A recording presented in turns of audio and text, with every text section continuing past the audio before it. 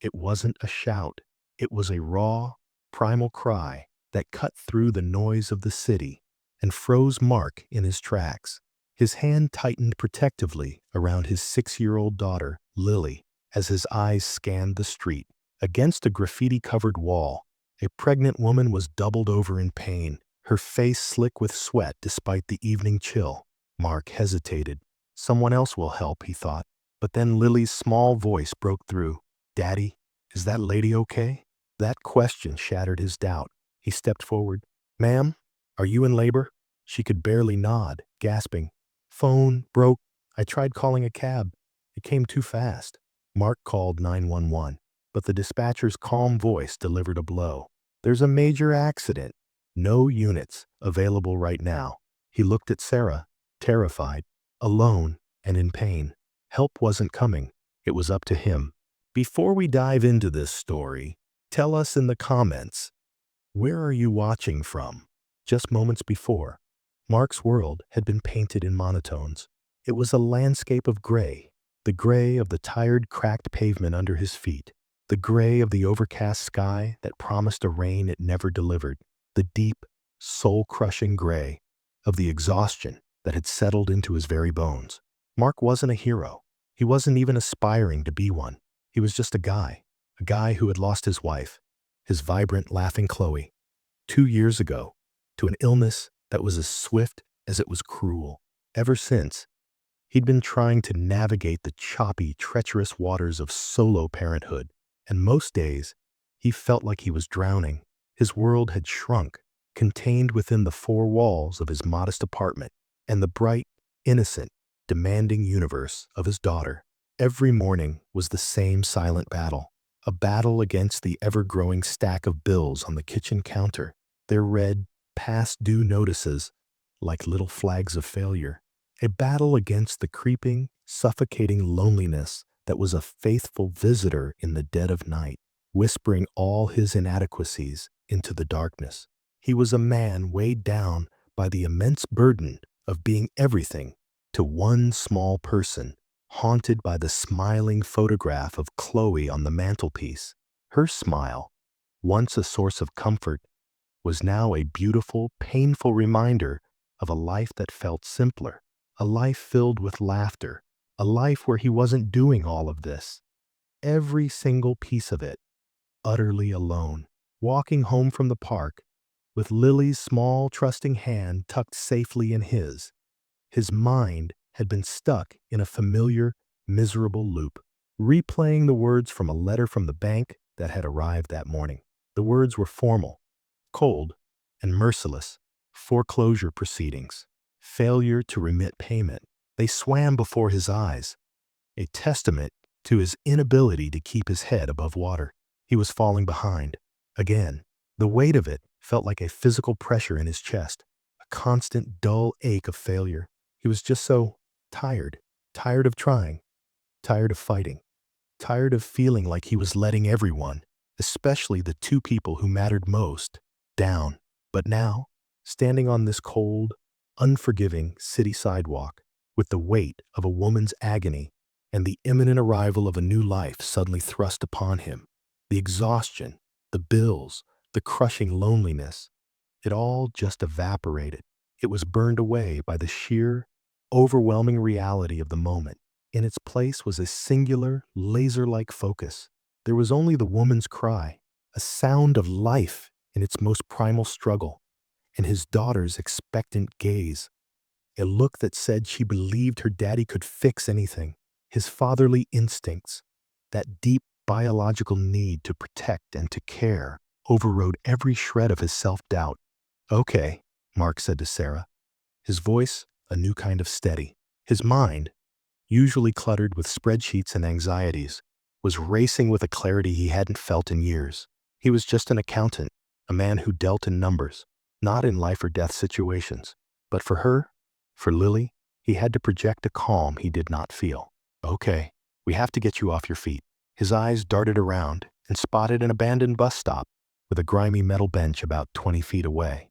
It wasn't much, but it was better than the cold, hard ground. "Can you make it to that bench? Lean on me. We'll do it together." Getting her there was an ordeal that felt like it stretched for miles, not feet. Every single step was punctuated by a pained gasp or a low moan from Sarah.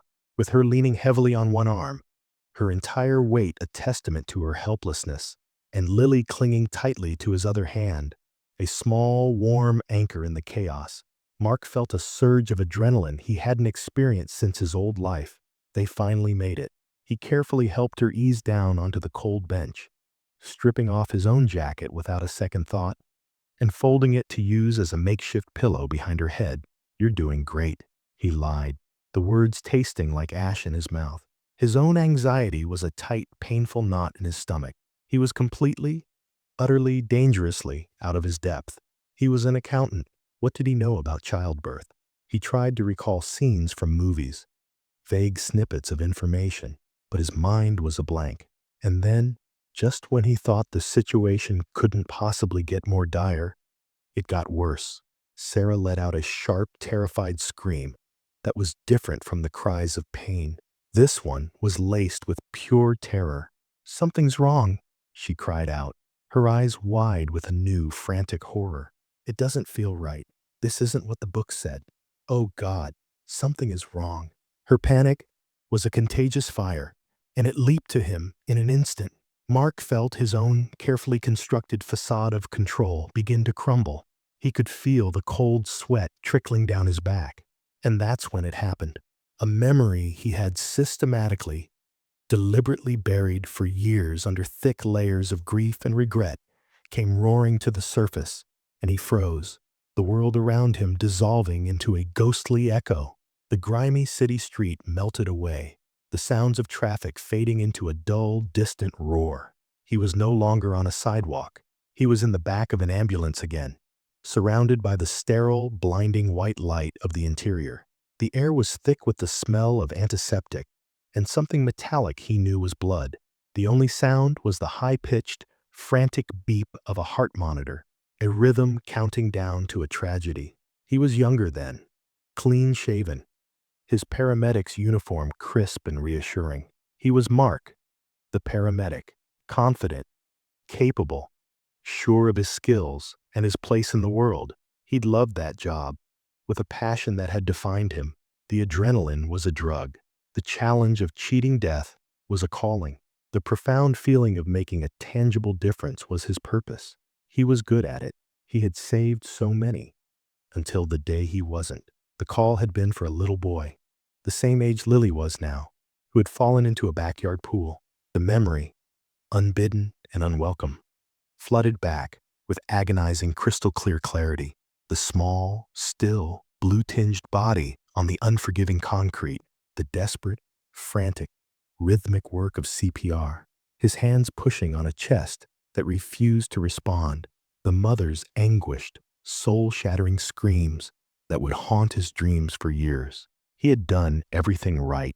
Every step of the protocol followed to the letter. It wasn't enough.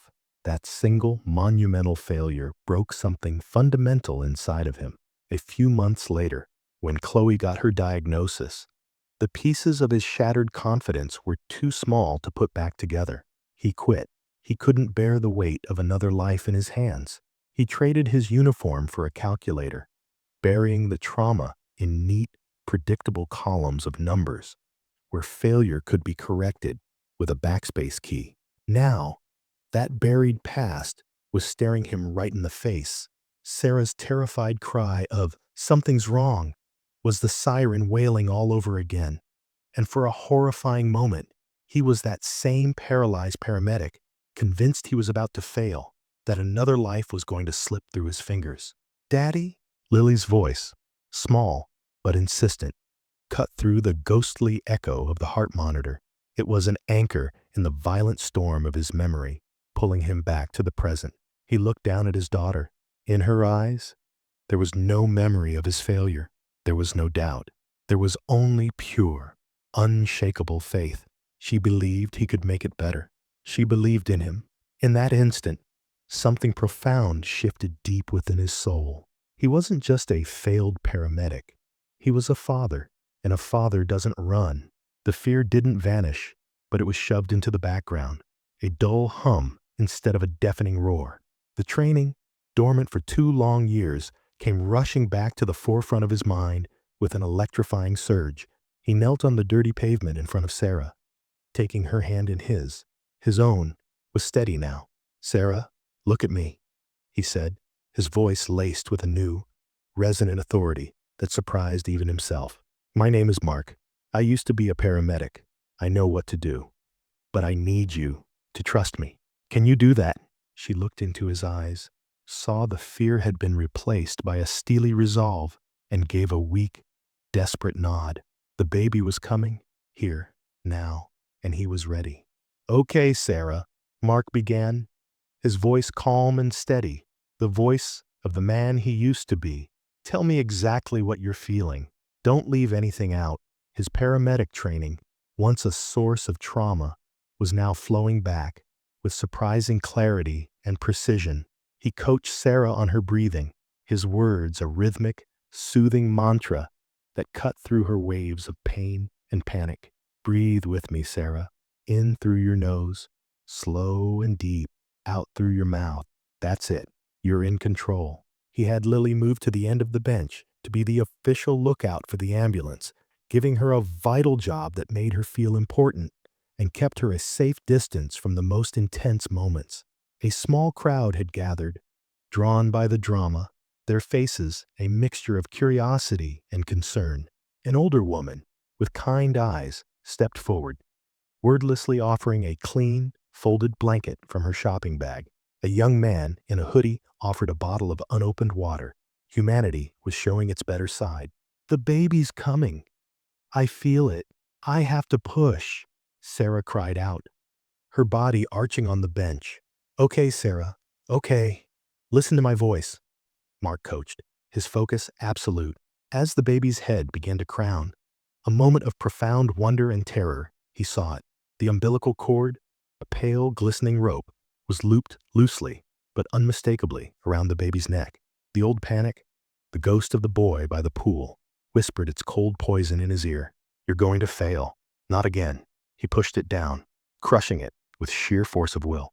"Sarah, I need you to pant. Short, quick breaths. Like this. Don't push," he instructed, his voice firm and unwavering. "Just for a second. You can do this." He positioned his hands, his fingers remembering the delicate, life-saving procedure from his training. As the baby's head emerged further, he gently, carefully slipped his finger under the cord and unlooped it, lifting it over the baby's head. A quiet, collective sigh of relief rippled through the onlookers. "All right, Sarah," he said, his voice full of encouragement. "You were amazing. Now, on the next contraction, I need you to give me one strong, steady push. You can do this." And she did, with a final, monumental effort that seemed to draw on every last ounce of her strength. The baby was born, sliding into Mark's waiting, steady hands. For a heartbeat, there was just an unnatural, terrifying silence. The baby was pale, limp, and frighteningly quiet. The city noise, the onlookers, everything faded away. Not again. Please, God, not again. His training took over, a muscle memory that bypassed his fear. He laid the baby on Sarah's abdomen and, using a corner of the clean blanket the woman had given him, began to firmly but gently rub the baby's back, simultaneously clearing its mouth and nose with his finger. "Come on, little one," he murmured, his voice a desperate prayer. "Come on, breathe for me. Just one breath." It felt like an eternity suspended in time. The distant sound of a siren was finally getting closer, a welcome but secondary detail.